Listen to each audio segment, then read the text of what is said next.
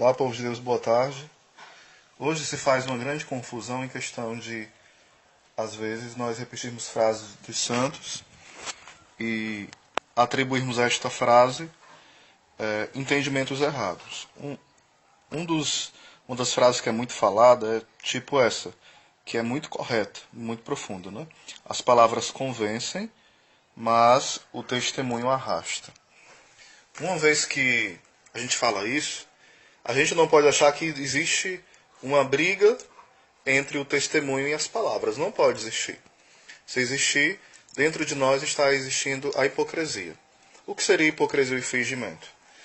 A hipocrisia e o fingimento, essa duplicidade, né? Ela acontece quando eu, como pregador, como evangelizador, como cristão, como católico, eu anuncio algo, eu prego algo, eu ensino algo, mas eu não luto para viver. Às vezes nós ouvimos essas expressões. Eu só prego aquilo que vivo. E eu acho difícil alguém que vive tudo o que está pregando. Tudo, de forma mais estrita. Vai ter pontos que ele vive ainda de forma imperfeita. Vai ter pontos que ele não vive de forma alguma ainda, mas luta para viver. Vai ter pontos que ele pensa que vive, mas ainda não está vivendo. Então vai ter muitas questões acerca da vivência dele, sobre aquilo que ele anuncia. Então é preciso ter esse cuidado. Quando nós pregamos, nós devemos de fato estar cheios de uma convicção e de uma busca reta de viver aquilo que nós anunciamos. E aquilo que nós anunciamos não pode ser a nossa mera opinião. Tem que ser de fato o que a palavra ensina, o magistério e a santa tradição. No entanto, a gente tem que saber que não há uma dicotomia, uma briga entre as palavras. Para os fariseus havia, tanto que Jesus fala para eles, né? Fala para o povo de Deus. Vocês podem ouvi-los, vocês podem até obedecer, né? Vocês podem cumprir o que eles dizem, mas não os imitem, não façam o que eles estão fazendo. E a gente tem que pedir a Deus que Ele nos livre disso. Tem uma frase que fala assim: o seu testemunho grita tão alto que eu não escuto as suas palavras. O seu testemunho grita tão alto contra você, né, que eu não escuto as suas palavras. E isso acontece demais no mundo de hoje. Demais mesmo. Daniel Silveira, né, grande amigo aí, grande pregador, que Deus te abençoe, irmão. Grande martelo dos hereges aí. E algo que acontece muito na nossa vida. Uma vez, lendo o São João da Cruz, é um dos santos que eu gosto demais, e aliás, os santos do Carmelo são os que eu mais amo de fato. E uma vez na capela, sempre me chamam para pregar sobre a amizade com Deus, a vida interior. É uma das pregações que, junto com falsas doutrinas, é a que eu dou mais, né? E junto a de Mariologia também. E uma certa vez, estava me preparando para pregar no retiro sobre a vida de oração. Então, em um tempo da minha vida, eu tinha facilidade em fazer penitências.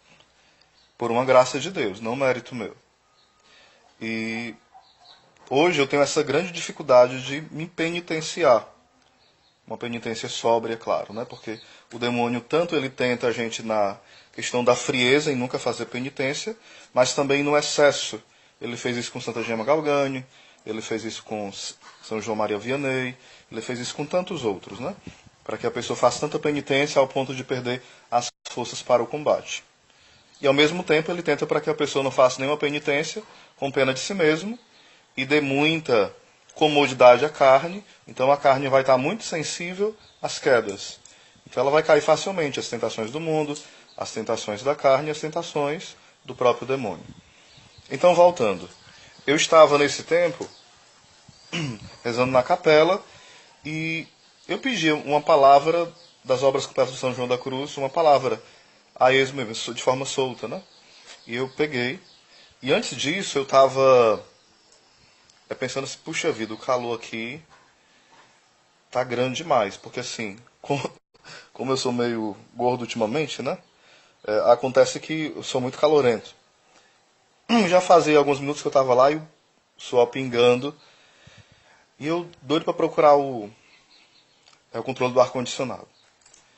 E nada de achar. Aí depois eu fui abrir, né? O ar-condicionado e tal. Continuei rezando. Isso na capela do Santíssimo. Aí quando eu abro, o que tinha lá? São João da Cruz falando que aquele que procura a comodidade na oração, ele não aprendeu a rezar ainda. Então eu fui me deparando com a minha fraqueza. Ou seja, nessa época, no caso foi ano passado, são 19 anos de caminhada, embora 10 deles eu vivi de forma muito dúbia, né? Apenas tá com 10 que eu tento viver de forma radical mesmo, outros 10 foi muito michuruca, muito débil, uma vida muito dúbia, né? Mas eu vi como eu estava descendo no nível de oração, no nível de vida interior, e para que eu pregasse sobre a oração, eu precisei dizer para mim mesmo e reconhecer por graça de Deus, porque foi Deus que mostrou isso, né? Eu não sei rezar.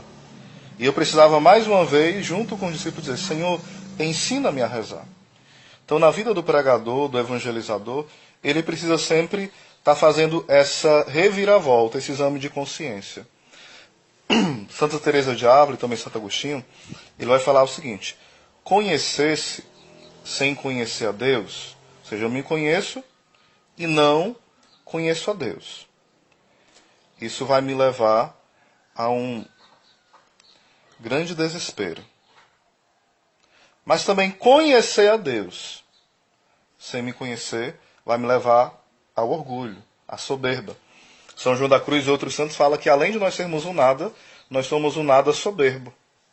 Santa Catarina de Sena fala que quando nós queremos a glória de Deus para nós, nós somos ladrões da glória de Deus. São Tomás de Aquino fala que quanto mais o homem se afasta de Deus, mais ele se aproxima do seu nada. Então é preciso essa vigilância sempre. Por exemplo, há pecados que no início é muito comum que nós cometamos. A gula, a luxúria. Não é que é certo, é comum, é rotineiro. E, infelizmente, isso vai tomando conta de nós. Ao longo da caminhada, quando nós vamos vencendo os pecados graves, em especial nessa área da gula, da luxúria, em especial, e da avareza, vai aparecendo pecados ainda que são mais sutis. O pecado da ira. Você começa a ter raiva da fraqueza dos outros. Não é raiva do pecado. É raiva do irmão porque caiu. É raiva do irmão porque ele não teve força espiritual, força interior, vigor, perseverança. Então você olha para o irmão como um fracassado e começa a se irar contra ele, contra a fraqueza dele, e você mistura tudo. Você não vai tendo um discernimento daquilo que é a fraqueza do irmão, daquilo que são os limites dele e daquilo que de fato é a pessoa. A gente vai bagunçando tudo. Uma outra coisa também que a gente deve estar bem atento é o pecado da questão da assídia, né? Porque ao longo da caminhada, a assídia, ou a preguiça espiritual, a gente vai tendo uma sonolência na oração. Se bem que a sonolência está muito ligada à gula, né? Porque quem se dá muito à gula vai criando muito sono na oração. E a preguiça de rezar, a preguiça de fazer as coisas voltadas para Deus. Também a assídia, ela se dá através do ativismo. A pessoa faz muitas coisas no apostolado, mas quando é para rezar ela não consegue. Ela já bate um cansaço, uma preguiça. Um outro demônio que vai nos perseguindo muito é o orgulho e a vaidade. A vaidade, ela é diferente do orgulho no seguinte ponto. A vaidade, alguém me elogia e eu fico inchando. Como fala em 1 Coríntios 3, a caridade ela não incha, né? E o vaidoso ele tem uma glória vazia. Tanto que uma das traduções da vaidade quer dizer como... É como se fosse alguém que faz assim, ó. Aí sai um pouquinho do ar aqui no vidro, né? Aqueles pingos que eles evaporam. Aquelas gotas de água que evaporam. Então a vanglória é uma glória vazia. E nós somos criados para a glória eterna. Para a glória de Deus, não para uma glória passageira. Vai falar os santos que aqueles que nos elogiam são os nossos grandes flageladores, né? Ou seja, a gente é flagelado pelos irmãos que nos elogiam sem discernimento, às vezes sem maldade nenhuma, né? E o elogio algumas vezes é necessário, mas diante do elogio a gente precisa ser como um morto. A pessoa elogia e você continua do mesmo jeito, sabendo que a glória é de Deus. A pessoa te critica e você continua do mesmo jeito, porque aquela humilhação ela deve servir para você ser mais humilde, ser mais paciente, ser mais maduro e sofrer com Cristo. Aí daí continua, né? Qual a diferença da vaidade e do orgulho, como eu ia falando? A vaidade, alguém precisa te elogiar. E você se convence daquilo. O orgulho ainda é pior, porque você se acha. Se alguém não te fala que você é bonito, que você é inteligente, que você prega bem, que você é o cara, você já começa a dizer de forma disfarçada: olha, cara, eu me abri a tal dom, eu faço isso, eu fiz isso no passado. A pessoa começa a se autopromover. E a gente precisa se policiar muito, policiar muito o nosso interior, porque isso é muito sutil na nossa vida. A gente começa a contar algo dizendo: não, isso aqui é para a glória de Deus. Mas muitas vezes não é. Às vezes uma live dessa que eu estou fazendo está misturado. Eu quero aparecer e eu quero a glória de Deus. Mas o que vai prevalecer? O que de fato prevalece dentro de mim? A busca da glória de Deus? Ou é a busca de mim mesmo, da minha imagem, da minha aparência, do meu sucesso? Vai depender muito como eu vou lidando com isso. E como eu vou administrando a minha vida interior e vou progredindo nela. Lembrando, eu coopero com a graça de Deus, sim. Mas não é um mero esforço meu. Isso não pode ser pelagianismo. Eu vou e pronto, eu consigo. Né? Santo Agostinho já combateu muito essa ideia errada. Então, o orgulhoso, como vai falar Santa Teresa de Ávila, todo pecador pode entrar no céu, mas o orgulhoso não. Porque o orgulhoso, como vai falar São Tomás de Aquino e outros santos, já tem todos os pecados em potência. Ou seja, ele não tem o ato dos outros pecados, mas ele tem a potência, ele tem a possibilidade de cometer todos os outros pecados. Porque ele é soberbo. Vai falar muitos outros santos o seguinte: é melhor um beato, um pecador humilde do que um beato orgulhoso. A gente precisa estar atento. Não é que essa frase está promovendo o pecado e elogiando o pecador. Claro que não, né? Então o soberbo, ele sempre vive nessa loucura. Ele nunca está satisfeito com o que ele recebe. Ele quer mais, mais, mais. É uma insatisfação porque ele procura sempre a si mesmo. A soberba, ela é essa loucura da alma. Uma loucura... É o pecado de Lúcifer.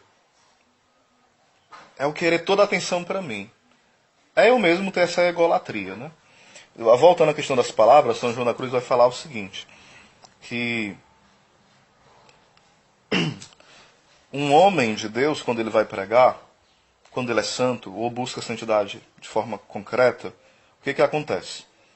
Quando ele está pregando, os efeitos desta pregação é muito maior, muito mesmo. Faz a diferença, sim, segundo o grande doutor São João da Cruz. Os efeitos desta pregação. Por exemplo, o Santo Afonso fala que são como flechas, né? Flechas de fogo. A meditação da paixão de Cristo, né? As palavras de quem medita a paixão de Cristo, de quem medita a presença real de Jesus no Santíssimo Sacramento, quem medita as glórias de Maria, são como flechas na alma da pessoa. E quando o missionário volta em missão, ele percebe os frutos concretos de conversão. Porém, quando acontece do missionário viver uma vida frouxa, relaxada, as palavras, elas vão, muitas vezes, atraindo a mente das pessoas. As pessoas, elas vão até sendo impactadas naquele momento.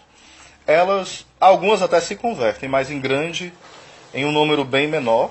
E muitas vezes acontece o seguinte: há um encantamento das pessoas com as palavras, mas as pessoas não são alcançadas no mais profundo da alma. Lembro aqui de uma coisa: a conversão é uma graça de Deus, não é mérito do pregador. Porém, São Bernardo de Claraval fala que nós devemos ser reservatórios da graça e não simplesmente canais da graça. O canal, passa ali a água e tem uma hora que a água não tem mais, porque é só cano ali. Só passa a graça por ele. Já o reservatório, não. Tem sempre ali da fonte, ele vai bebendo da fonte. Vai falar a Frei Raniero Catalamesse o seguinte, né, que um bombeiro, ele precisa sempre estar se abastecendo, porque se ele vive só apagando fogo, vai ter uma hora que ele vai apagar o fogo na correria e as pessoas vão morrer queimadas, porque ele vai tanto apagando o fogo que ele esquece de abastecer. Então é um bombeiro que é ativo, mas é burro, é irresponsável. E nós, de fato, somos esses bombeiros do Espírito, bombeiros da graça de Deus, bombeiros dos últimos dias, que vamos apagando esse fogo, que não é o fogo do Espírito, é o fogo mundano, o fogo infernal. Pela graça de Deus nós vamos ministrando, né, Mas quando nós não vamos para a fonte, vai ter uma hora que a gente vai apagar o fogo e não tem mais água nenhuma. A gente vai dar apenas caco. Vai dar apenas de nós mesmos e vai matar o povo de Deus. Então é bom ter esse cuidado. São Bernardo de Claraval falava o seguinte para o Papa da época, né? Que é maldito todo o trabalho que nos rouba de Deus. Outros santos falaram isso, né? Acerca desse ativismo.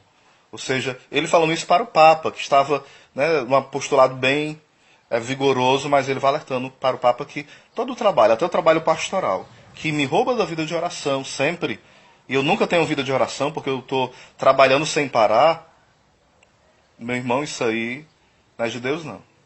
Vai falar Santo Agostinho, falando de Marta e Maria, né? Que não há uma contradição, há uma cooperação. Quem é Maria? Maria é aquela que está aos pés de Jesus. É a igreja triunfante, calma, consolada, contemplativa. E quem é Marta? É a igreja que peregrina, militante, que está na tribulação, na luta, no combate. Aí, para terminar sobre essa pequena meditação, agradecer aos meus amigos, né? Dudu, aos outros irmãos que estão partilhando, lembrando novamente. Uma vez, São João Crisóstomo, no livro Seis Sacerdócios, ele vai conversando com um amigo dele, Basílio, não lembro agora se é São Basílio, mas era um grande santo também, um grande homem de Deus, né? Esse Basílio. E ele fala assim, para o final dos tempos, vai acontecer o seguinte, os homens, quando tiver tudo assim, quase que perdido, os homens, eles não serão evangelizados pelo testemunho, somente. Porque eles estarão tão duros que o testemunho não alcança. Eles também não serão evangelizados pelos milagres, porque vai ter falsos mestres fazendo milagres também. Então eles vão ficar confusos. Aí o amigo dele pergunta, quer dizer que você está me dizendo que para o final dos tempos são os tagarelas, né, que vão evangelizar? Ele fala, não. Quando eu falo de ensinar, não é alguém que prega somente, ou que fala muito. Eu estou falando de pessoas que contemplam a verdade, conhecem essa verdade e conseguem ensinar. E porque conseguem ensinar no mais profundo, elas conseguem acabar com o erro. Isso quer dizer um homem sábio, segundo fala Santo Agostinho, aliás, São Tomás de Aquino, melhor dizendo, na Suma contra os Gentios, né? O homem que contempla a verdade consegue também destruir os erros. Hoje nós temos muitos apologetas. Eu tento, né, fazer essa linha de apologética também. Mas falta muitos homens sábios. Se fala muito contra o Concílio Vaticano II, mas um dos propósitos do concílio, na Gaudium et Spes, que vai falar sobre isso, se eu não me engano, é o propósito de tomar novamente São Tomás de Aquino como mestre. E é a busca de trazer para esse mundo a resposta, o homem sábio. Não o homem sabido, não o homem informado, não o homem intelectual, não o homem meramente inteligente, não. O homem sábio. O homem sábio é aquele que contempla a verdade no mais profundo. E se ele contar aquela verdade para 1000 pessoas, aquelas 1000 pessoas serão convencidas do seu erro, da sua heresia, da sua mentira. Só se elas endurecerem o coração, porque também essa dureza de coração, que é chamada esclerocardia, que é um coração que resiste à graça, que se endurece diante das graças derramadas. Claro que tem essas exceções, né? O próprio Jesus viu isso com Judas, viveu essa realidade. Porém, essas palavras, eu repito, que São João Crisóstomo vai falar, não são palavras apenas de um pregador. São palavras de alguém que vive, que encarnou aquelas palavras, e elas atingem o mais profundo do erro e destrói o erro. Então, que possamos pedir a Deus a graça de termos uma vida interior profunda. Eu percebo que a minha vida interior ela caiu muito, né?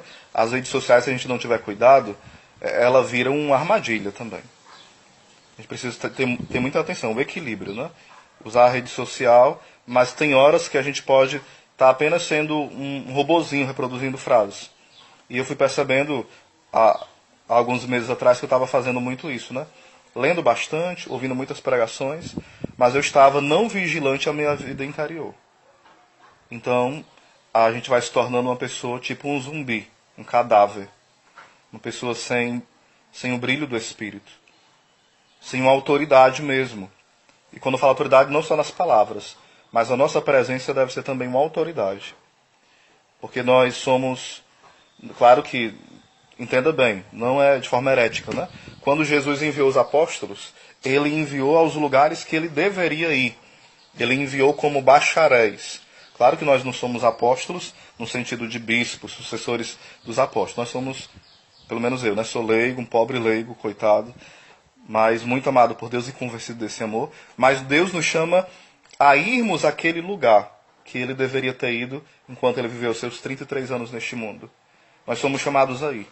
A evangelizar na sorveteria, a evangelizar naquela favela, a evangelizar naquele restaurante, naquele campo de futebol. Nós somos chamados a de fato, sermos sal da terra e luz do mundo.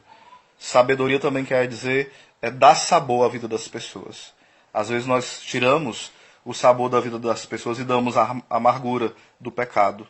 E damos a podridão dos perfumes apodrecidos deste mundo, que tem um odor infernal, como fala São Bernardo de Claraval. Se fosse possível tirar o corpo de um condenado e colocar nesse mundo, ele ia infeccionar o mundo inteiro com aquela podridão.